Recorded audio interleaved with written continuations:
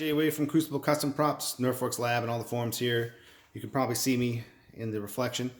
Um, so anyway, this is obviously what it looks like, a thermal detonator. This is the KR Sabers um, thermal detonator kit. So when you get this, it comes, I think he just sells it as a static prop, more or less. It comes with a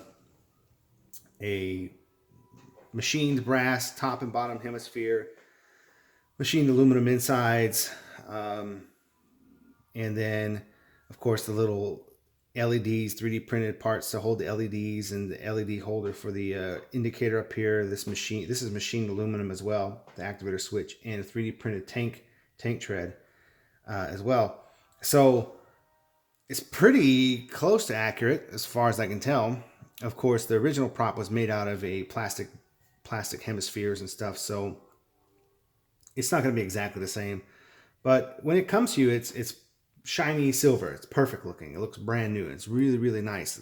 I gotta say, give a hand to him for the machining and the production of this, because it's a really nice kit.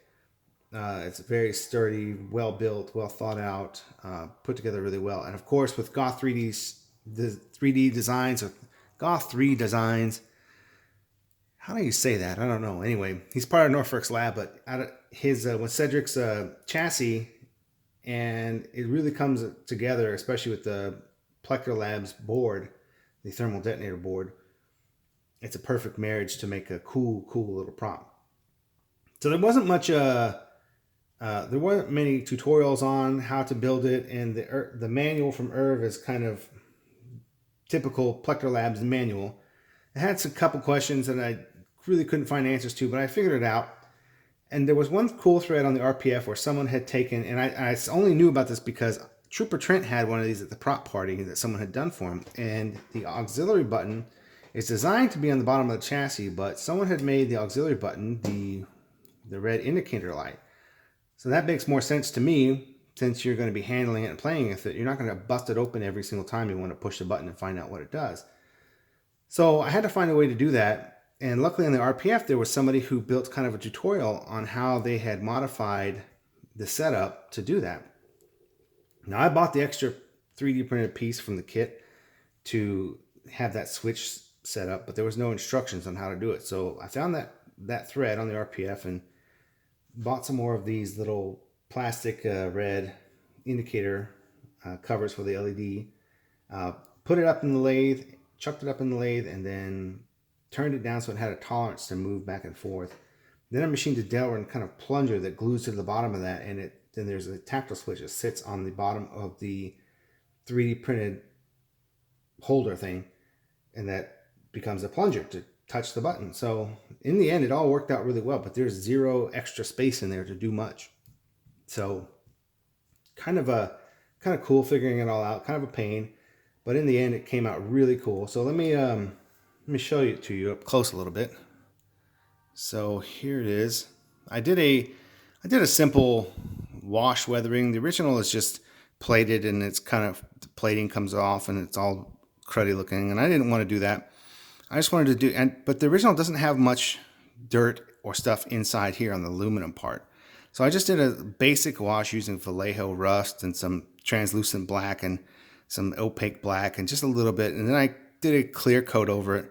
So none of this is permanent. I could acetone this off and take it back to shiny silver anytime if I want to redo it. But I thought it was just a fun little exercise to try and do. In fact, if I ever do it again, I might do it with a matte clear. I might take this all down and do it with a matte clear instead. So it just looks a little bit more worn. Or maybe hit part of it with a matte clear, part of it with a glossy clear, and see what that looks like. So anyway, this is just kind of an experimental, hello, focus, experimental look. So anyway, this is held together by these really cool high tension ball bearing kind of screw things. Don't know what they're called. And this is the chassis. This is the 3D printed chassis from Goth 3 Designs that did through Shapeways. They did a 3D printed brass here. So this piece is held on with glue to the plastic, and there's some little copper rods, 1/16 copper rods here for cosmetic sake, but they're part of the chassis, so I figured why not. This is where the original auxiliary button, come on, focus. Hello. Let's try to get you focused. There we go. This is where the original auxiliary button goes. But like I said earlier, it doesn't make sense to take it open every time you want to push that button.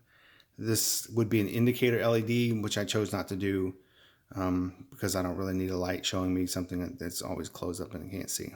And you have a power switch here. So I flick it on, close it back up, and starts up.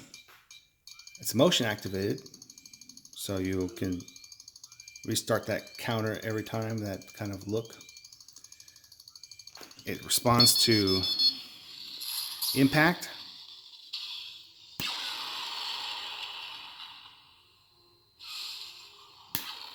Has different explosion sounds. They kind of have this cool ringing in your ears sound afterwards. You can shake it anytime and start the counter again. Hitting the aux button does a couple different sounds.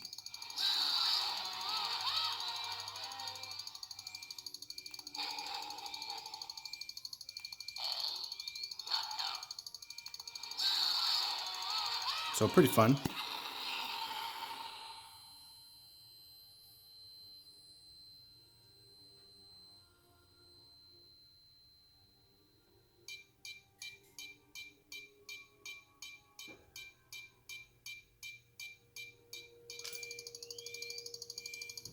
Just turn it off. You see a little bit of red coming in from underneath the LED, but it'll fade out. It goes away here in a second. You'll see it. Yeah. So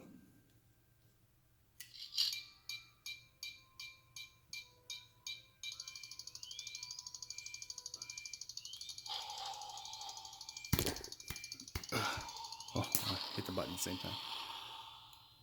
So pretty cool.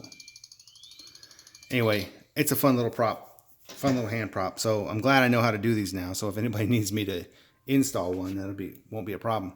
But this I'll probably just keep it on my desk and fart around with it every once in a while, and maybe see how it weathers naturally. And then if not, I'll take it down and re-weather it. That's what's cool about this plating is since I left it alone and I can do a wash, I could pretty much do infinite number of experiments as far as weathering go. These are water-based paints, of course, but the clear is not, but the acetone will take that clear right off. And then I can just rewash it and maybe see, like here is a little bit more matte than the other parts. I kind of like that, so I might redo it with a matte clear and see how that works. Shooting here, bits here and there, and leaving some spots exposed so it can turn silver again. I'm not sure. Well, I'll play with it. But anyway, there's the thermal detonator. Pretty cool.